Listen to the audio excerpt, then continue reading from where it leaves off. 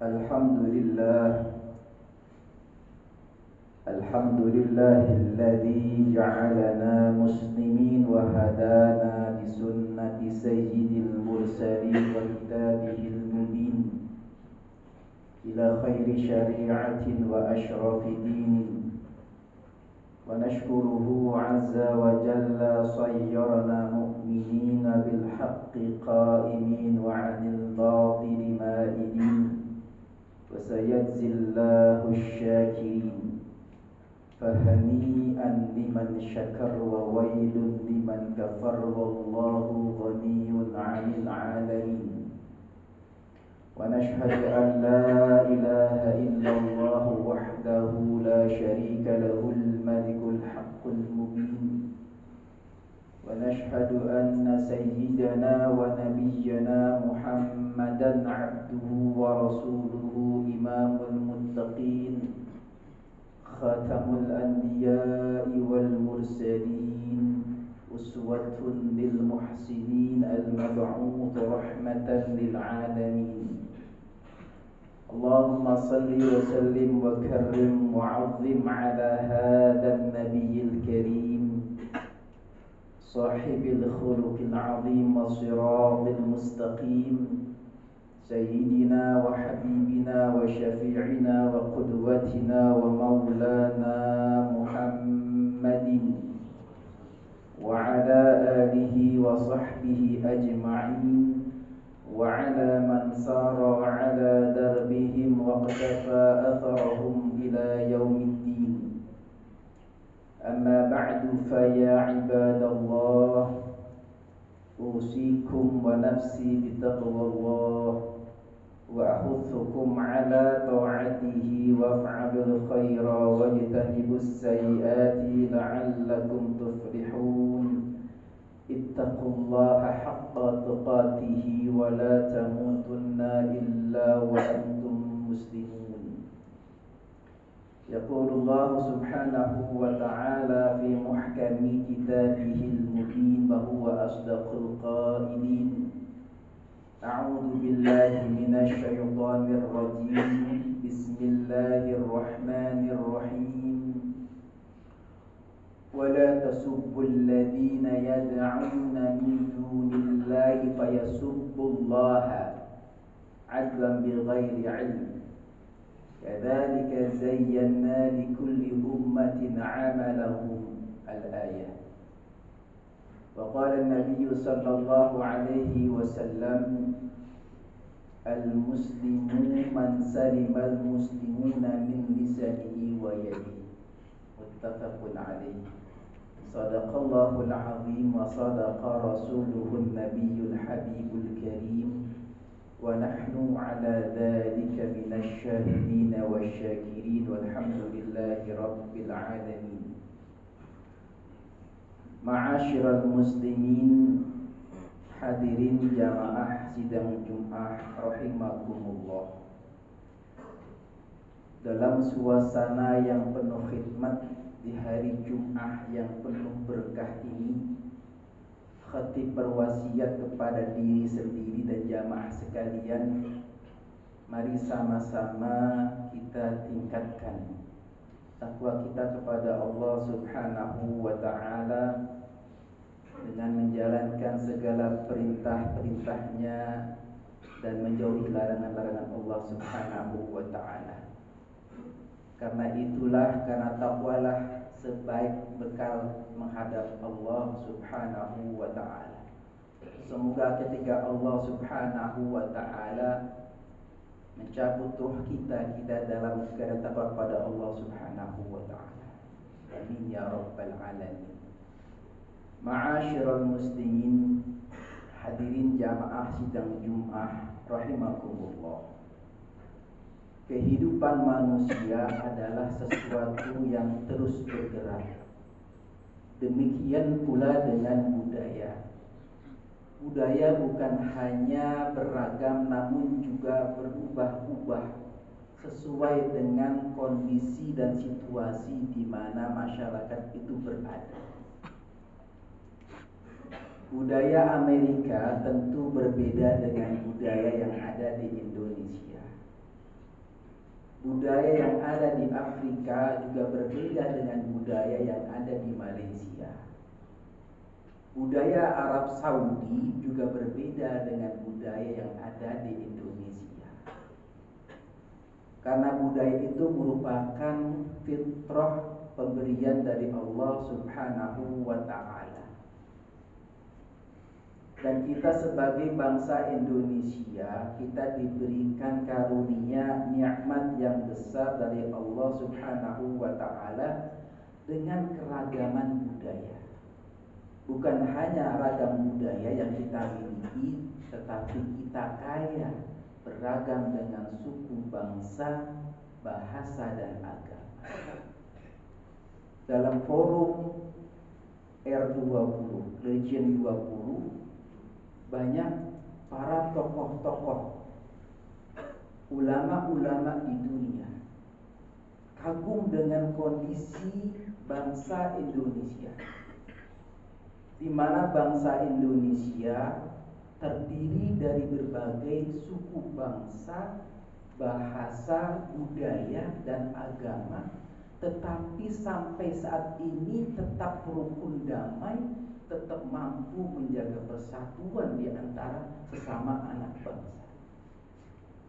Sementara ada tetangga kita negara-negara Islam yang hanya satu atau dua agama saja, mereka gontok-gontokan, ribut-ributan, saling memusuhi, saling membunuh antara satu dengan yang lainnya.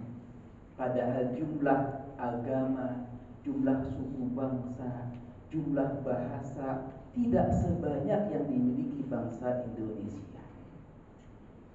Hadirin jamaah rahimakumullah. Agama Islam tersiar di negeri kita, di Nusantara ini, berkat ajaran dakwah Wali Songo yang mengedepankan aspek penghargaan terhadap budaya.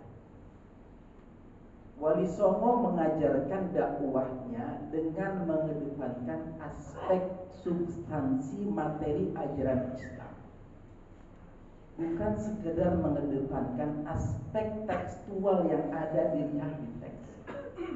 Inilah yang menjadi kunci keberhasilan dakwah Wali Songo di Indonesia. Mereka mencoba untuk menyesuaikan budaya-budaya yang berkembang, yang tadinya kita ketahui banyak budaya Hindu, budaya Buddha. Tetapi Wali Songo mencoba masuk budaya-budaya tersebut dengan memasukkan nilai-nilai Islam. Hadirin jamaah rahimakumullah, hakikat ajaran Islam adalah agama yang di dalamnya mengajarkan kebaikan-kebaikan, prinsip-prinsip kebaikan secara universal. Kalau kita sebut Al-Quran sebagai pedoman hidup, atau kita sebut dengan GBHR, ada aturan-aturan di bawahnya yang mengatur secara rinci, baik itu hadis Rasulullah SAW. Di sana ada ijma, di sana ada qiyas, di sana ada maslahah mursalah, di sana ada istihsan dan praktek-praktek sahabat yang menjadi landasan hukum Islam. Kalau seseorang hanya memahami agama dengan berdasarkan Al-Quran, maka berpotensi pemahamannya sempit.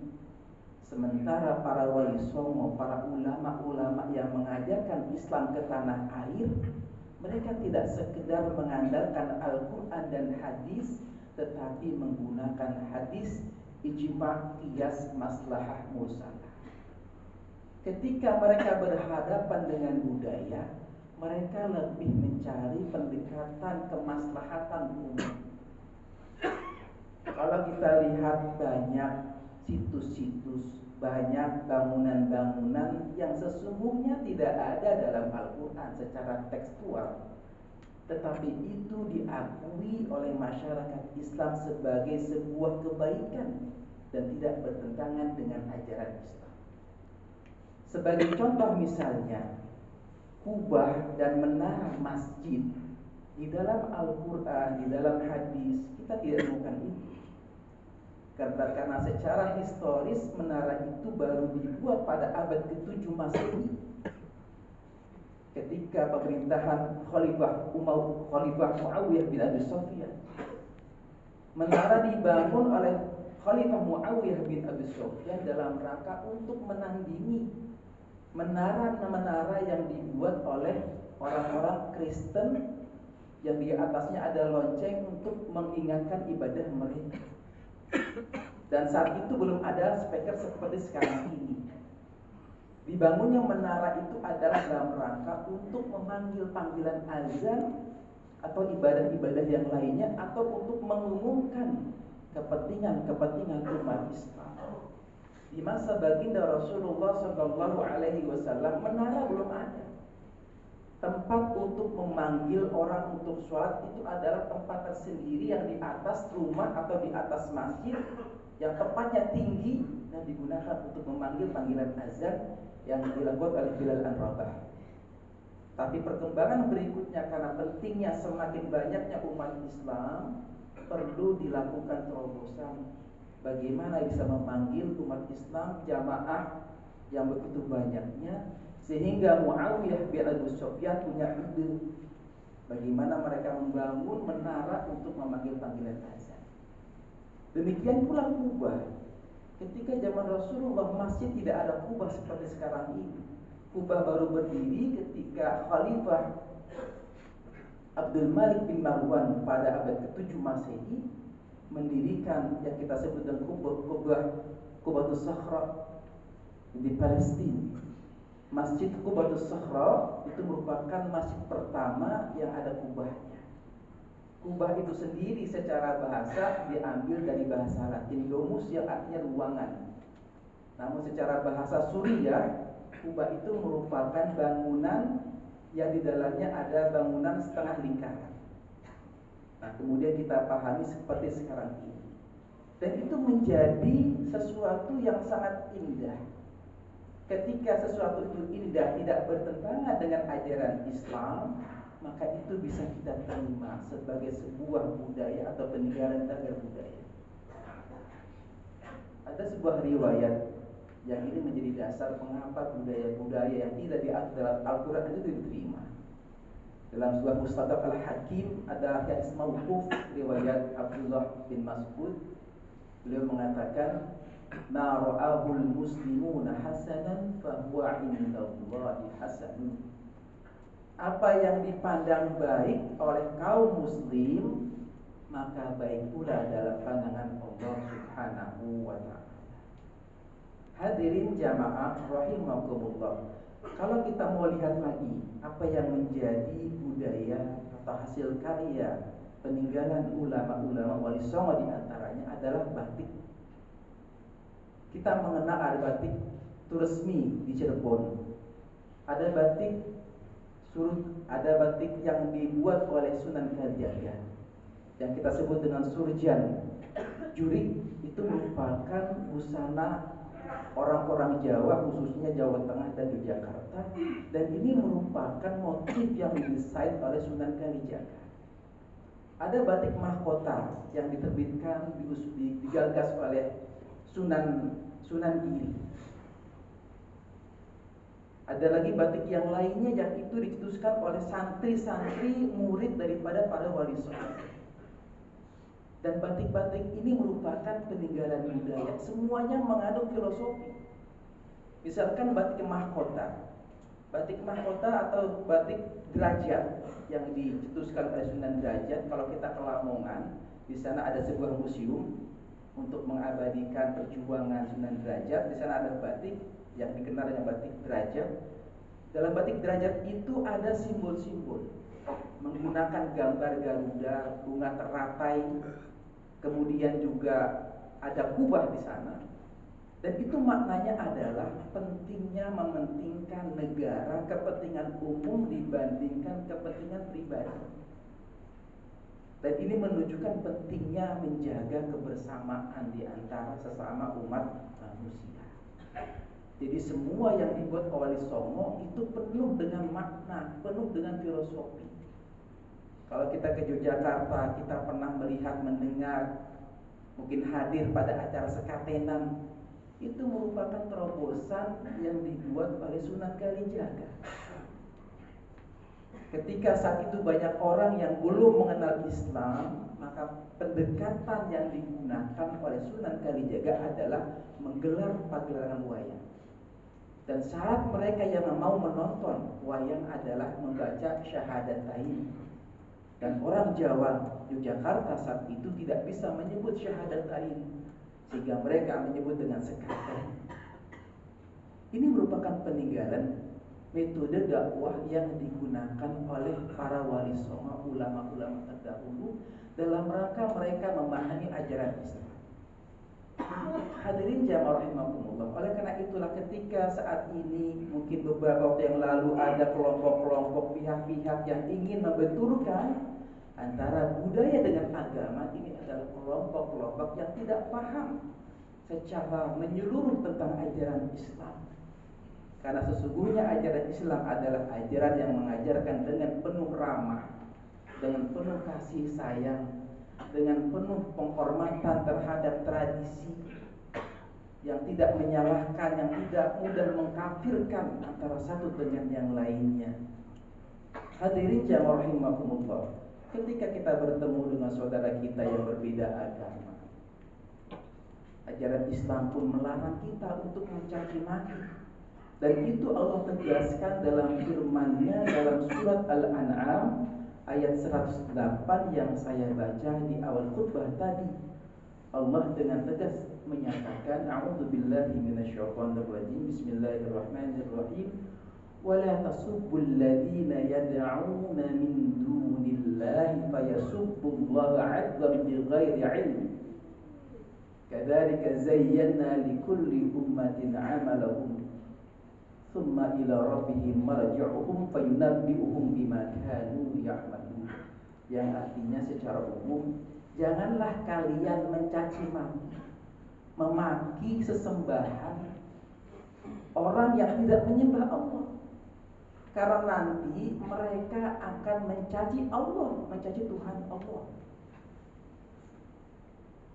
secara serampangan, tanpa batas, secara zalim, tanpa pengetahuan mereka. Kata Allah, demikianlah kami menjadikan setiap umat menganggap baik pekerjaan mereka, dan kepada Tuhan yang mereka kembali, dan nanti Allah Dia akan menyampaikan, memberitahukan apa-apa yang mereka kerjakan. Hadirin jamaah rahimakumullah. Oleh karena itulah ketika kita berhadapan dengan budaya yang beragam, kemudian perbedaan suku, perbedaan agama, perbedaan pandangan, kita perlu banyak belajar tentang ajaran Islam. Karena prinsip Islam sesungguhnya adalah menjaga toleransi, menjaga martabat kemanusiaan, saling menghormati, saling membantu, saling mencintai. Perbedaan bukan dijadikan sebagai awal perpecahan, tetapi perbedaan merupakan awal untuk saling belajar, untuk saling memahami, saling mengetahui.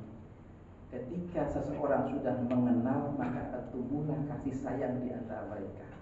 Bukankah kita pernah mendengar ucapan tak kenal maka tak sayang? Karena itulah ketika kita berhadapan dengan perbedaan-perbedaan budaya, suku, agama, pendapat, pahami mereka, kenali mereka, sayangi mereka, pelajari pengetahuan-pengetahuan yang boleh jadi kita belum tahu. Apalagi kalau ada mengklaim, mengkafirkan, membid'ahkan, bahkan menganggap seorang itu murtad atau musyrik. Ini statement yang sangat kita sayangkan. Padahal ajaran Islam begitu luasnya, begitu indahnya. Mudah-mudahan Allah Subhanahu wa Ta'ala berikan taufik hidayah kepada kita agar kita mampu memahami ajaran Islam secara komprehensif, memahami ajaran Islam yang moderat, yang penuh toleran, yang ramah, yang menyejukkan, yang tidak menyalahkan antara satu dengan yang lainnya. Karena itulah modal utama menjaga persatuan kesatuan bangsa. Amin ya rabbal alamin. A'udzu billahi minasyaitonir rajim. Bismillahirrahmanirrahim. يا أيها الذين آمنوا اتقوا الله ولتنظر نفس مضمضة واتقوا الله إن الله خبير بما تعملون. بارك الله لي ولكم في القرآن العظيم ونفعني وإياكم بما فيه من الآيات والذكر الحكيم فتقبل إنه هو السميع العليم. قل هذا وأستغفر الله العظيم لي ولكم وللسائر المسلمين فاستغفروه إنه هو الغفور الرحيم.